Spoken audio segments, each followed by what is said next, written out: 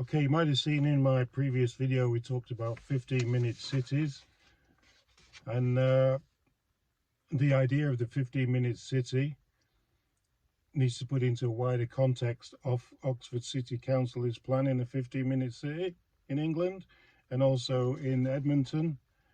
It's an idea where residents can leave your area 100 times a year maybe.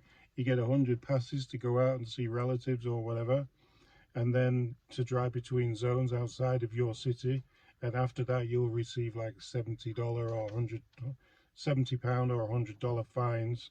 There'll be no physical barriers. It'll all be controlled by cameras using your license plate and your digital ID.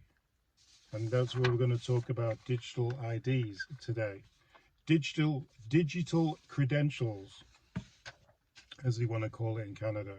Digital technology is changing our economy and our society, the way we access services, work and connect with each other. With more of our interactions taking place online than ever before, the need for efficient, interconnected and secure digital services is growing. I disagree. I don't think it is. I'm happy just printing things and talking on a phone. You know what I mean? I don't need everything digitized on my phone, thank you. Or somewhere that a scammer can find it, send me an email and say, oh, your digital thing needs updoing, put your passcode in now. I don't need all that. You know, you can't scam my A4 printing. Anyway, digital credentials in Canada. Sorry about that. It's turning into a rant. Canadians expect easy, secure and trusted access to digital services. They want to control who can and, more importantly, can't access their digital information. Yeah, we do. We want to know who can access it. Digital credentials offer Canadians the ability to confirm their identity during service transactions. I can do that with my driver's license. I don't need digital ID for that. Government is looking to leverage new technology to meet this need, while ensuring that trust is maintained and privacy. I can't even go on from here. Privacy is protected when interacting with government in Canada. There is no trust with government in Canada. Do you not watch the news? Oh my God. And digital credentials ecosystems evolves. And as digital credentials ecosystems evolve, the credentials could be used by other public and private sector services. Let's just go back to the trust, shall we? There ain't no trust. What are digital credentials? In the physical world, your driver's license or health card allows you to provide information about yourself, what you can do or what services you can access. Digital credentials would be the digital equivalent of these documents. These credentials will make services faster, easier and safer. How is it going to make it faster, easier? Like, how's a number? So what happens if your phone's flat and everything's on your phone? Like, a physical card has your number on.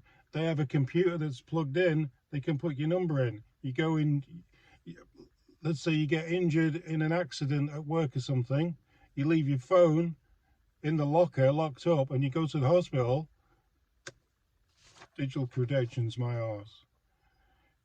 During the pan,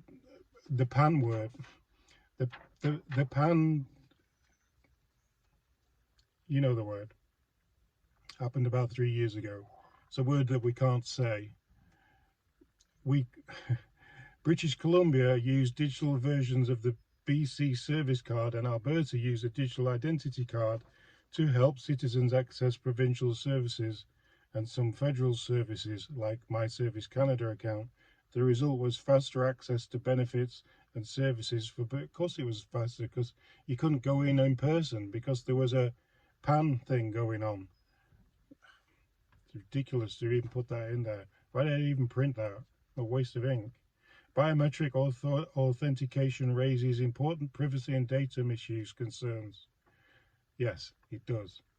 Misuse and data concerns, and Trudeau finding out things that you don't want him to know, because he's possibly the most untrustworthy person in Canada at the moment.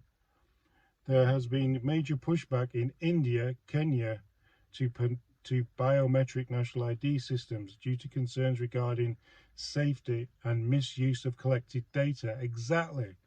They're pushing it there, and it's already slipping up, and that's in Kenya and India. Large data sets have been shown to have great power in surveillance. There we go.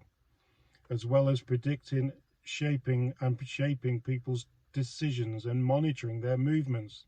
In light of this, it is crucial to ensure that strong data privacy and security legal frameworks and systems are in place before implementing a digital ID. Yeah, on my digital ID, just redact everything like the government do to anything that they ever do.